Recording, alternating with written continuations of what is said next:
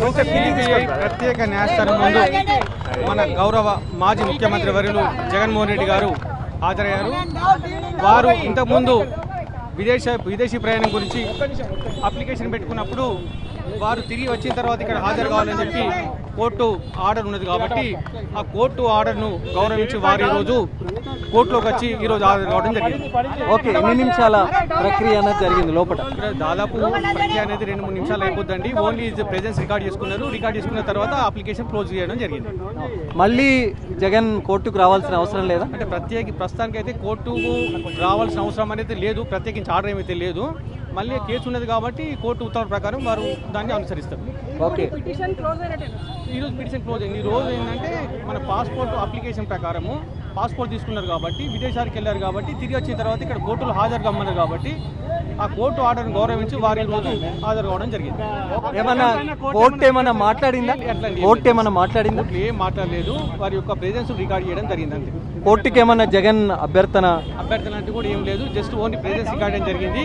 మీరు only appearance మాత్రం ఉన్నది కాబట్టి ఆ అపీరెన్స్ను రికార్డ్ చేసుకొని పిటిషన్ క్లోజ్ చేయడం జరిగింది. ఓకే, ఇప్పుడు ఓన్లీ విదేశీ పిటిషన్ పైన అటెండ్ అయ్యారు. ఓన్లీ విదేశీ పిటిషన్ పైన వెళ్ళారు కాబట్టి వచ్చిన తర్వాత కోర్టులో వచ్చి ఫిజికల్గా అపీర్ అయ్యమన్నారు కాబట్టి వారు రేపటి వరకు టైం ఇచ్చారు.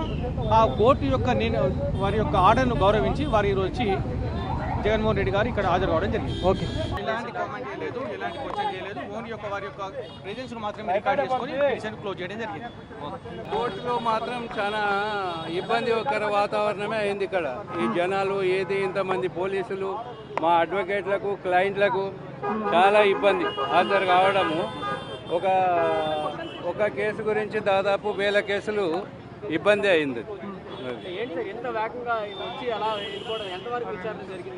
అంటే 3 నిమిషాలలో వెళ్తారని చెప్తా ఉన్నారు. అంటే హాజరు కావడము ప్రొసీడింగ్స్ ఫర్దర్ ఏముంటుంది అన్నది చెప్తుంది కోర్టు అంతే.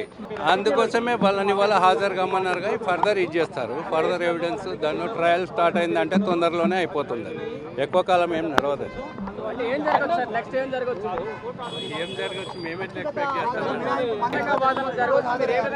వాదన దాని ప్రొసీజర్ ఉంటుందండి. క్రిమినల్ ప్రొసీజర్ ప్రకారం ఏ విధంగా నడపాలి. సెషన్స్ ట్రయల్ నడుస్తుంది. ట్రయల్ తర్వాత జడ్జిమెంట్, ఆర్గ్యుమెంట్స్ ఇవన్నీ ఉంటాయి.